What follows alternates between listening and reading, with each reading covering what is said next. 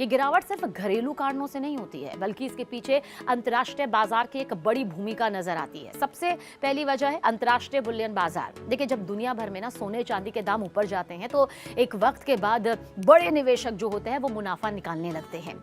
अब हाल ही के महीनों में सोने और चांदी के दाम में बहुत तेजी देखी गई थी, कीमतें रिकॉर्ड स्तर में पहुंच गई थी। ऐसे में अब निवेशक सोच रहे हैं कि जो मुनाफा मिला है उसे सुरक्षित यहां पर कर लिया जाए, और इसी वजह से अंतर्राष्ट्रीय बाजार में बिकवाली बढ़ी और उसका असर बाजार पर भी पड़ा। किसके बाजार पर? जाहिर सी बात है, भारत के मार्केट पर, इंडियन मार्केट पर। दूसरी बड़ी वजह जान लीजिए, डॉलर की मजबूती। इसका सीधा कनेक्शन है।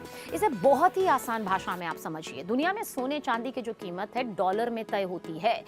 जब डॉलर मजबूत होता है तो दूसरे देशों के लिए सोना चांदी खरीदना महंगा हो जाता है। अब इससे मांग घटती है, कीमतों पर दबाव आ जाता है, और हाल ही के दिनों में डॉलर मजबूत हुआ है, इसलिए सोने चांदी के दाम नीचे आते दिखाई दे रहे हैं। तीसरी वजह देख लीजिए, मांग और आपूर्ति का खेल। भारत में सोने चांदी की मांग ज्यादातर शादी, विवाह या फिर जो त्योहारों के वक्त में होती है तब बढ़ती है। फिलहाल ऐसा कोई अभी बड़ा त्योहार या शादी का जो पीक सीजन होता है वो नहीं चल रहा है। मांग थोड़ी सी जाहिर सी बात है कमजोर है, लेकिन बाजार में सप्लाई बनी हुई है।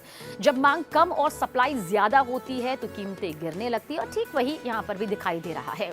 इसके अलावा एमसीएक्स और स्पॉट मार्केट में भी देखिए बिकवाली का दबाव साफ नजर आता है। जब ट्रेडर्स और बड़े निवेशक एक साथ सौदा करने लगते हैं तो बाजार में गिरावट और तेज हो जाती है, और यही वजह कि बीते कई दिनों से सोने चांदी के दाम ना ऊपर नीचे हो रहे हैं।